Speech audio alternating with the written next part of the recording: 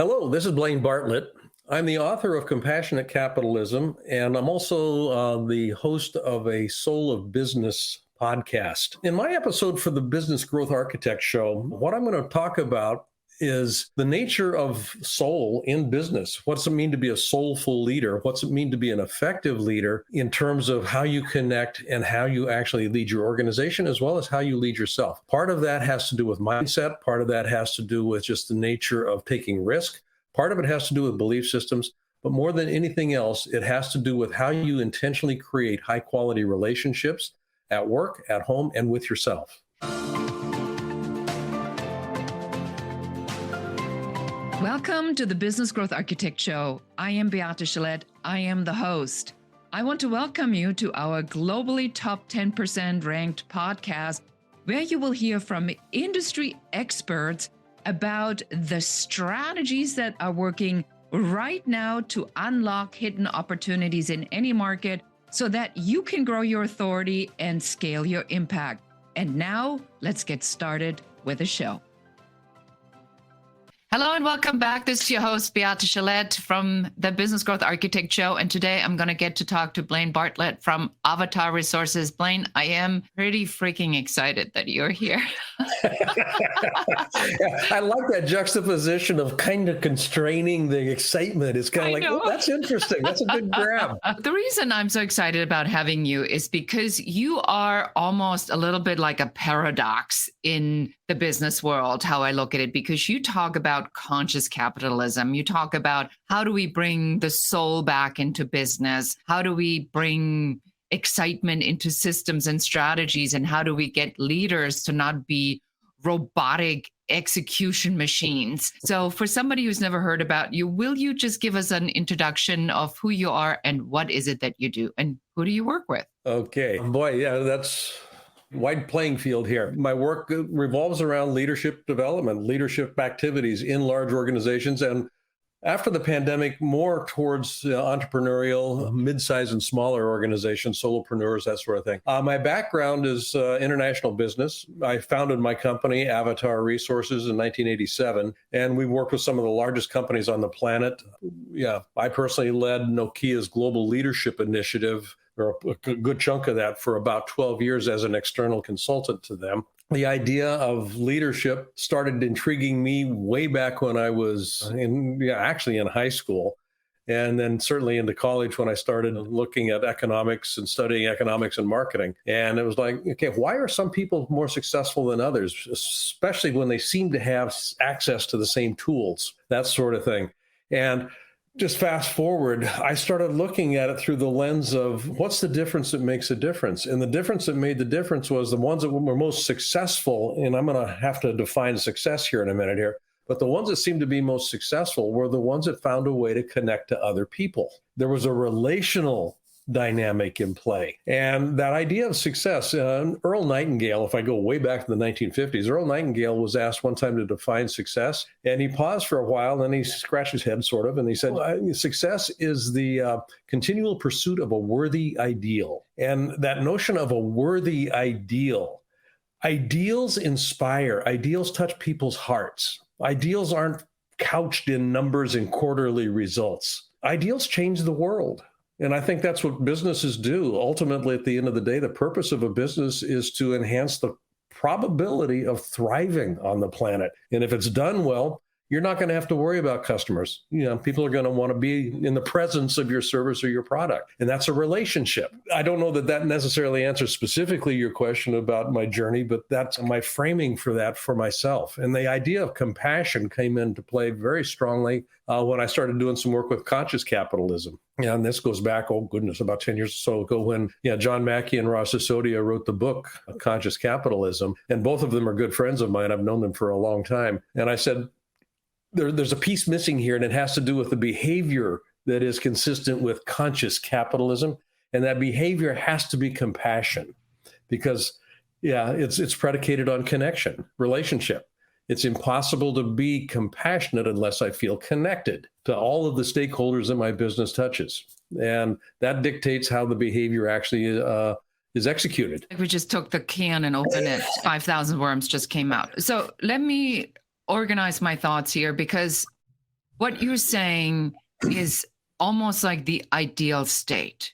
Mhm. So the ideal state is that we have a conscious leader who is connected, empathy, compassion, all these wonderful warm words where people feel that they have a place, but the reality of it is anything but. We Mhm. know shareholders are driving the decisions that are being made in the organization. That the minute that an organization doesn't have to do something anymore, they don't. We see diversity, equity, inclusion programs being dismantled, women leadership, who even talks about this right now. We've had this massive backlash to the Me Too movement. We never seem to be really getting ahead. But you and I have always believed that the greatest change that can be made is from within the organization, because organizations have a lot of power, because they reach a lot of people, more so, I think, than the government. Absolutely. What goes wrong on a continuous basis? What is there, if you were to put your finger on Yeah. it, and this might be the $1 billion question for you, if you put your finger on it, what goes wrong and what needs to go right for what you are talking about to happen or not? What goes wrong is that we have adapted and adopted a mindset. We can go way back in history to Samuel Locke. And if we look at some of these philosophers, but the idea that man is and I say man generically here, mankind is the pinnacle of creation. That is not the case in any way, shape, or form. But we act as if we are the lords of everything, and everything that we see and preview out there is ours to do something with. That mindset is toxic in the extreme. We are not the lords of the universe. We are not the lords of nature. We are not the masters. We are part of the ecosystem. We are an integral part of it, just as a plant is. I've got sword ferns outside my window here in this forest. Without these sword ferns, things don't work in the forest the way that they're supposed to work. Everything in nature serves as a center of distribution. Where we went wrong is we think that we are supposed to be centers of accumulation. And that's what a lot of businesses think. Accumulate the profit, in ever increasing profit margins. When we begin to act as centers of distribution, now, this seems altruistic, but it's not altruistic at all. It is a pragmatic solution. Centers of distribution, there's a reciprocity that begins to be produced. And this is where you look at a lush jungle. And in the admonition, be careful, it's a jungle out there. Absolutely, it's a jungle out there. I would love to be in a jungle. I need to know how to Be in the navigate jungle it. anytime over Wall Street. Oh, absolutely. It's lush, it's thriving, it's verdant. It's just an amazing place with so much variety and diversity. We don't need equity, inclusion, and diversity programs if we're acting as centers of distribution and we generate thriving, because things don't thrive without diversity. They become sterile. So where we went off the path was way back then. And we've continued that process, and they got codified. Citizens United is one example of that. We can take a look at Milton Friedman back in the 50s saying that the purpose of business is to make a profit. That's bullshit. That's not the purpose of business. You need to have a profit in order to be viable. But the purpose of business is to enhance the likelihood of thriving on the planet, not just for the business, but for the planet and everything that's on it. What we always see is that when the business only focuses on the profits, then it doesn't have people that can buy its products. And I think we're seeing a lot of this right now, is that if I make it so expensive, or my profits are going to cut, and the people don't make money, and my own people can't afford my own product, what's the point? Exactly.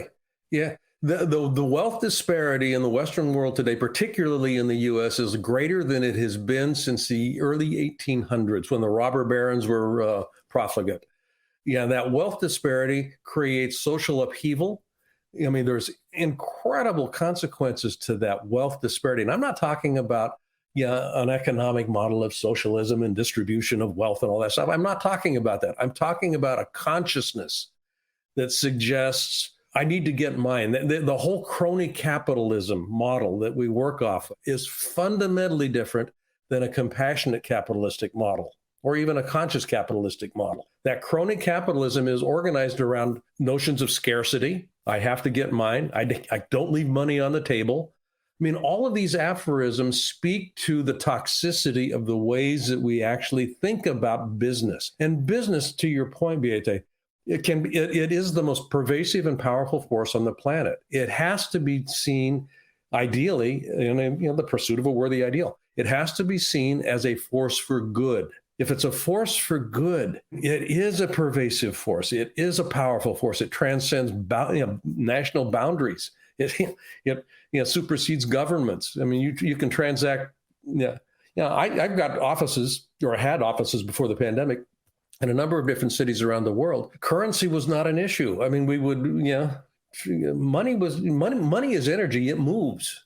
It's called current for a reason. Currency. Yeah, it floats, it moves, and movement creates action. Action creates a certain kind of result. We want to be mindful of what kind of action are we setting in play. Do you believe that let me rephrase it. There's a lot of focus now on mindset, more than I've ever seen it in the last 20, 30 years. And not in the secret, sitting on the couch, eating potato chips, wishing that it was kind of way. But in the sense that people are recognizing that we are connected, especially Gen Z, that are no longer willing to participate in some of the things that we have created and told them that they're good because they see the divorce rates of their parents, they see the burnout, the depression, the anxiety, they're depressed, anxious, and they want to be happy. So I think we are seeing a fundamental shift right now in the way business is done. Do you think that we are at an inflection point? Absolutely. I do believe that we are. Yeah, I grew up in the 1960s, the Vietnam War and all of that sort of stuff. And there was an inflection point at that point in time as well. And, I look at my generation at that point in time, and my parents were pulling their hair out. My grandparents thought we were crazy, but we were looking to disrupt the existing status quo. Now, that was a political economic idea that was being put in place here, and it was catalyzed by the Vietnam War, particularly in this country. Fast forward to today, like I said, wealth disparity. We've got economic malaise. We've got health issues. We've got, the healthcare industry in this country is abysmal. And it's it's not healthcare. It's sickness mitigation that is done for profit. And that's don't get me started on that one. But the younger generation, it can't be business as usual. Their futures are on the tipping point right now. I mean, the hottest summer in mankind's history that we're aware of, acidification of the oceans. I mean, we've got all of these climactic things, which is just one piece that's going south. This is my grandkids' inheritance. We've got an economic malaise. This is my grandkids' inheritance. They're the ones that need to have their hair on fire right now. And they need to be poking and prodding the upper generation, the older generation, to do something about it. I absolutely applaud them. And the folks that are in position right now, they're going, I don't understand these kids. Why do they want time? What's his life balance? We have people that are running this country that are literally blowing up their brains with aneurysms and strokes, and they're still showing up in wheelchairs just to stay in power. So you're saying that there is an inflection point because we cannot continue like it is. Because I think about how this works with business. Mm-hmm. So I know as an individual business owner, I have a choice for my team. So I work with a VA team out of the Philippines. I pay them on the higher end, and I do that on purpose. Yes. Because even if it is comparatively not the $6 or the $4 or whatever that I probably could find someone for and train them, but that is not aligned with my value system. If you would tell our audience about the personal responsibility to be the solution in the change, what are some of the things that they can do? Because I think that there's this disconnect of what they are doing, finger pointing, how dare. But then when it comes to me, I want to save the money. I don't want to pay more than I have to. Yeah. I want to hold on to my money. I want to buy the new car as long as I'm okay. So what can I do, mindset or otherwise, that gets me into a better vibration of prosperity? Because that's what you talk about. It's like mindset and energy and money is all kind of connected. It's all connected. And it is all literally energy. You talk about the mindset, and I think this is, we can think globally, but we need to act locally. And I don't mean to be trite about that. And this is where I think a lot of people get hung up, and this is where the finger pointing, if only they would. Well, what about what I'm doing? And this is why I talk about being a center of distribution, to the point that you're making about, your VAs out of the Philippines. You pay them more than what they probably would be asking for. And that's actually being a center of distribution. There's basically three mindsets that are in operation, I think, on the planet. One mindset is there's not enough. And that's a contractive energy. Not enough. It's fear-based. There's just enough. And there's not a whole lot of difference between the fear associated with not enough and just enough. I'm always looking over my shoulder going, what if, what if, what if? And then the third is a recognition of a universal truth. It's an abundant universe. There's actually more than enough. And if I'm operating from a mindset of there's more than enough, I don't become fixated on where do I get mine? Mine is just going to happen. Mine is already there. It's all now. To the business point, I need to have a profit margin. There's no question about that. But it doesn't need to be enormous. It needs to be enough to justify what it is that we're setting ourselves in motion to achieve and produce. I want to pay my staff. I want to pay myself. I want to be able to live in a place that is a comfortable abode that is generative for me. All of those things, don't take those off the table. They're absolutely present, and they need to be present. What's enough? Okay, there's more than enough. I don't have to take from somebody else to satisfy some urge that I may have. If I'm acting as a center of distribution, I will look for opportunities I give away most of my IP. I truly do. It's kind of like it's for free on my website. Now, if you want to ask me to come in and consult with you, you're probably going to pay for that. But a lot of the ideas, a lot of what I put together, it's all public domain at the end of the day. I put my label on it and I say it's mine. I got to say this out loud, though. So right now, everybody talks about Alex Hormozi, this big internet marketer. I looked at this stuff. I've heard this, all of it. All of it. All of it. I have not heard one single new idea. What it is a packaging and a repackaging. So there's a part of me where I want to call BS. There's a part of me where I go, good for him. And then there's the other part of me where I say, if I stay in this mindset of prosperity and there's enough for everyone, does it matter who takes the message or a portion of the message and repackages it and reaches a wider audience? Because ultimately, he now serves a lot of people with a lot of these messages. Mm-hmm. So who am I to judge? I have three scenarios now that I can look at somebody who is successful. And I wanted to mention this as an example because I think that's where we get caught in our own way, where we say, that is BS, that's already existing. How dare he? There is good for him. Just bank it in, baby. And there's number three to say, well, there's enough for everybody. Good for him. He found a hook. He reformulated it. He puts it in front of more people. Now more people can hear these messages of mindset, prosperity, the energy flow around money, because these concepts are all there. So now let's say a lot of people that are listening to us today are people that I say, this is all really nice and well, but I have an issue with my cash flow. Mm-hmm. So here we are, we're talking about mindset, money's energy. I'm a good person. I have a family to feed. I've been working on this for a long time. Rent's gone up. Inflation is ridiculous. My groceries are $250 a week. It's twice as much as what I used to pay. I don't even know, how do I implement this mindset into reality to actually creating the money? Do you have any advice for us? Start small. It doesn't, when I'm talking about a mindset of abundance, there's always something that I can look to in my life that I have an abundance of. Whether it's giving somebody a hug, smiling at somebody on the street, it doesn't have to be monetary. But these incremental small little pieces begin to generate an energetic experience that I have enough here to give. I have enough. I have more than enough, actually.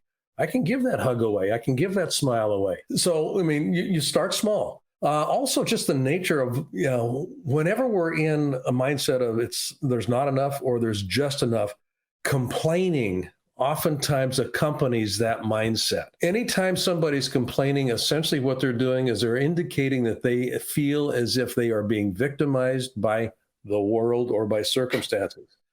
Victims do not function well. I don't have to like what's going on around me, but if I can take an incremental step, if I can take just one small thing, there's this experience of agency. I can do something. There's a me here that is causing something to move. And it may not transform my experience of living in the next 2, 3, 6 months, or even the next 2, 3, or 6 years, in a significant way. But if I keep the practice, and that's the key here, I think, Beate, keep the practice, we begin to shift the direction. If I'm flying from Seattle to Tokyo, and I just did that recently, if I'm off course by a half a degree, I'm not going to end up in Tokyo. And it's only a half a degree. I'm going to end up someplace else that I wasn't expecting to end up. And this is where, intention is one thing, but what's actually in play here? This is the mindset. If it's a half degree off course, you're going to get unintended consequences. And that's something that most people don't pay attention to. And how does that happen?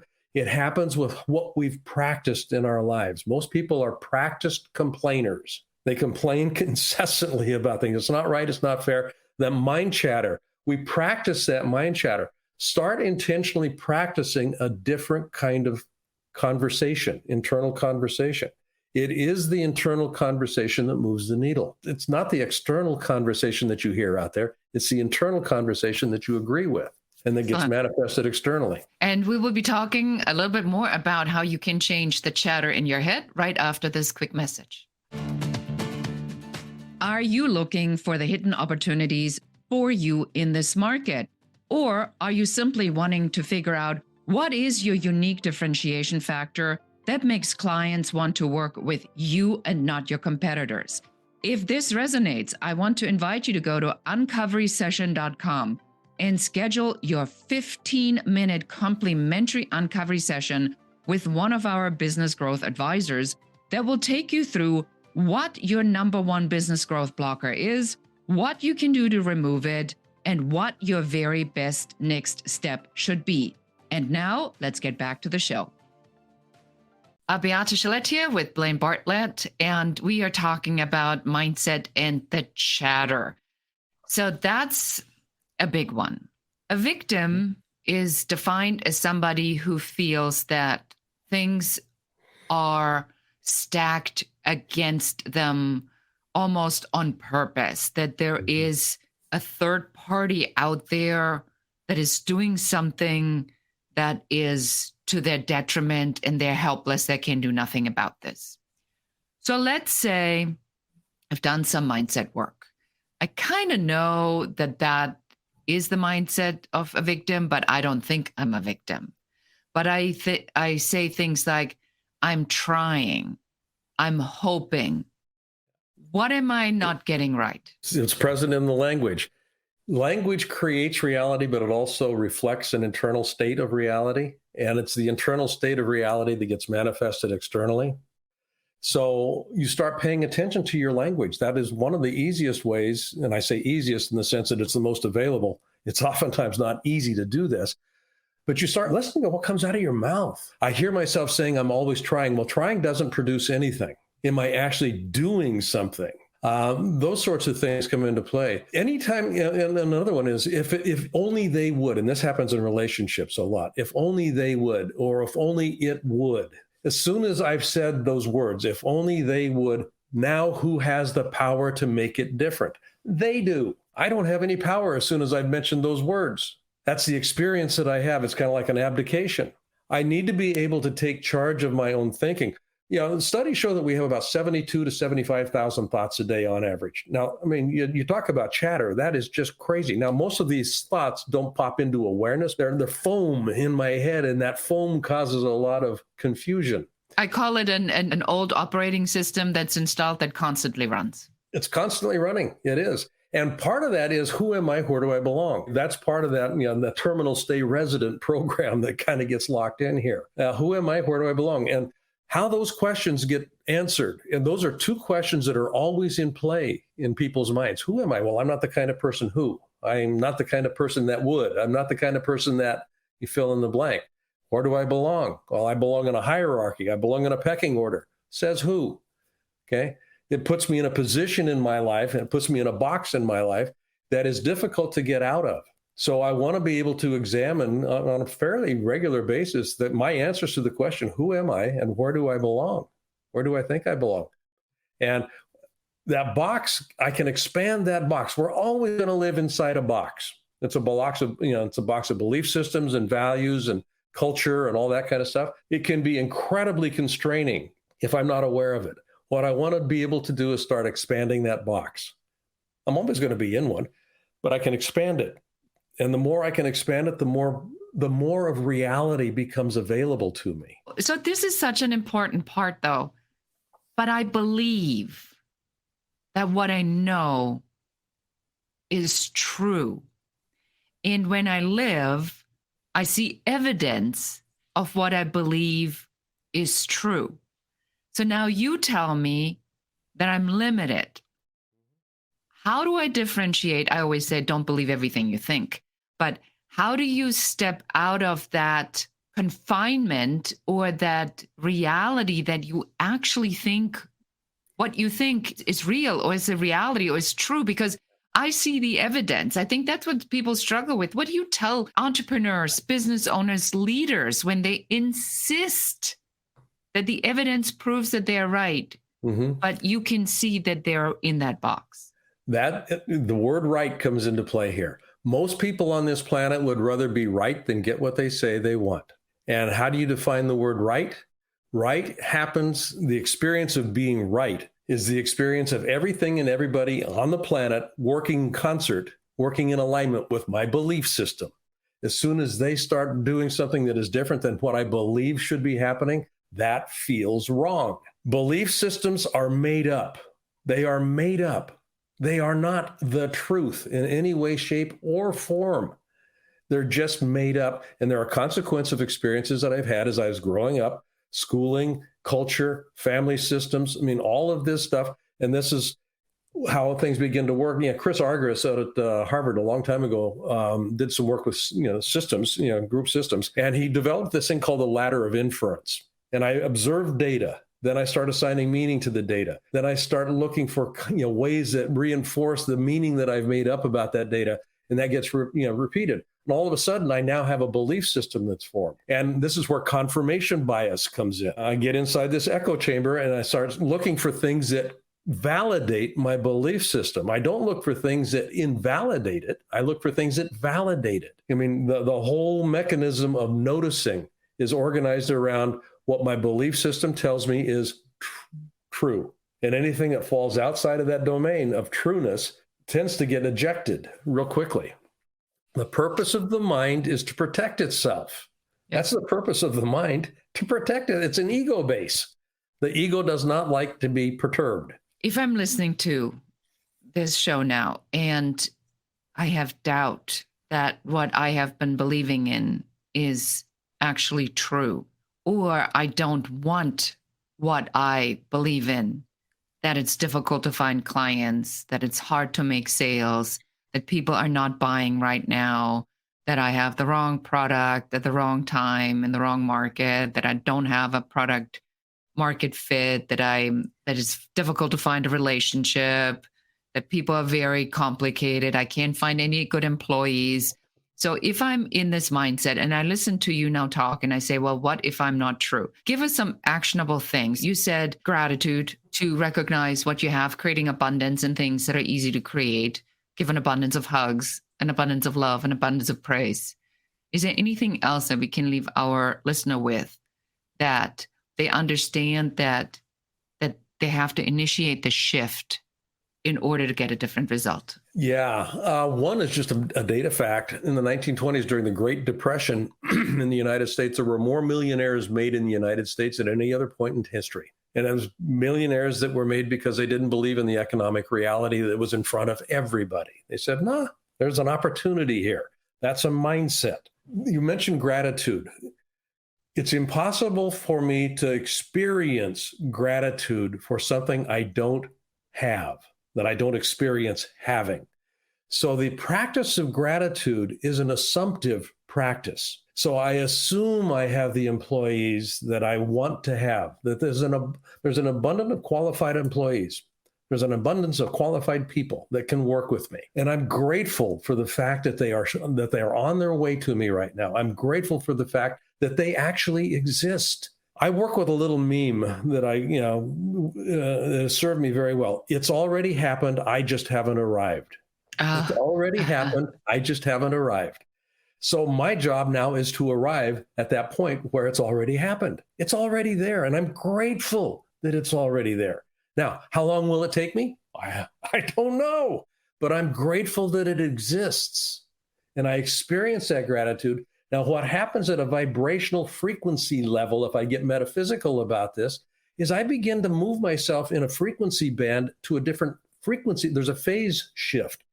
And anything that exists on that new frequency band is going to be consistent with results that are existing at that frequency band.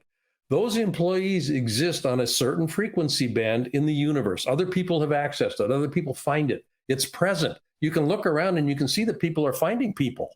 People are finding mates that are soul mates. Then that possibility exists. All I need to do, it's already here. I just haven't arrived. My job is to work with my frequency structure, my thinking, my emotional states, so that I can begin to land in that frequency. I love that. Yes. In the spiritual laws, it says that it's, what's it called? The law of polarity. Thank you. It says you can only see white because there's black.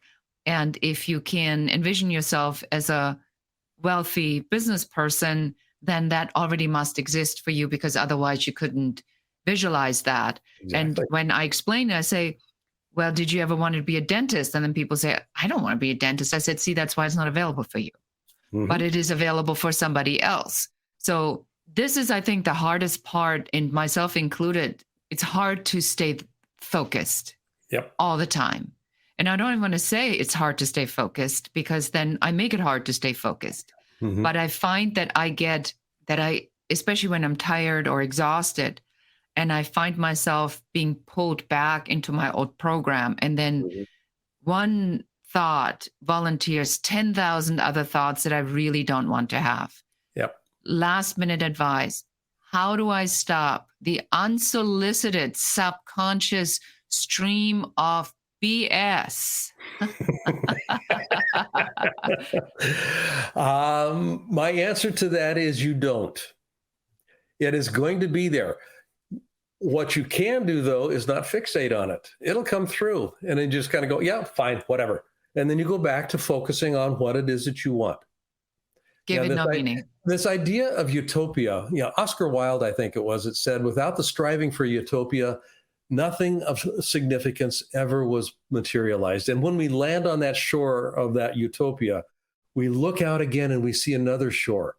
It's the continual realization of utopias, successive utopias, that makes life worth living. And I want to have a utopia as something to aspire to. Now, will I achieve it in my lifetime? That's not the point. The point is the journey. The point is the experience of, what are you doing? I'm pursuing a worthy ideal. That's what my life's about. I love that. Well, I feel a lot more relaxed. I have quite a number of things that are happening right now, and I felt so much resistance in the last couple of weeks. And now that I've talked to you, I can already feel it. And I don't know if you, the listener, can feel this, but I do believe that there's been a shift where we open some energy to allow this to come in, because I'm like, okay, I just need to make sure that I don't judge what comes today as being detrimental to what I said I am going to do. That I have to remember that the decision that I made to go somewhere, that's the only decision I have control over. But the path, generally, that's what I heard you say, is not mine. The path is different. The path is the path. I honest to God, I don't believe anybody cannot be on the path.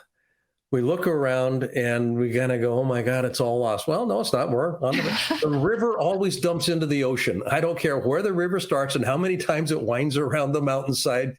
It will always get to the ocean. And that's where we're at. Okay. So, Blaine, where do we send people for somebody who says, I need Blaine to teach me more on leadership? I want to work with you, want to learn more about you. Where do we send them? Yeah, two places. One is the simple one, blainebartlett.com. That's my kind of major or my primary website. The other one is learnblainebartlett.com, and that's where you can get into access to some of the tools and whatnot that I've got. So it's just and you can access that from the main site as well. But you can go directly to the tools if you want some stuff there. Wonderful. Well, it's LinkedIn been and all the other places. Yeah. Yes, definitely check out Blaine, everyone. It's been an awesome interview. I've been so grateful for you that you've been here. And this is like really one of the things where I practice my gratitude, when I talk to someone like you, I feel full. I feel that I've just been uplifted, that I had an exchange, and that's something to be very grateful for. So for all of our listeners today, also think about the small things that you may not necessarily pay attention to, but the people that you have in your life, the conversations you get to have, even if this conversation may not lead to an immediate outcome, or you may not get a monetary gain, but that is something to be grateful for, because you never know where this conversation will lead and what other things are coming. So that's where I practice my gratitude. So Blaine, I'm very grateful for you. Thank you so much for being here. My pleasure, Bente. Thank you very much for the invitation. And that's it for us today. Thank you so much for listening or watching to the Business Growth Architect Show. And until next time, and goodbye. Thank you for listening to or watching the show. We are so excited that you're here, and we are very grateful for you. Now it's our turn to ask you for help. Please do share this episode with one other person that needs to hear what we were talking about today. If there's any question you have about business, please do reach out to us and let us know. And don't forget to schedule your complimentary uncovery session at uncoverysession.com, where one of our business growth advisors will help you to figure out what your number one business growth blocker is in only 15 minutes. And that's it for us today. Until next time.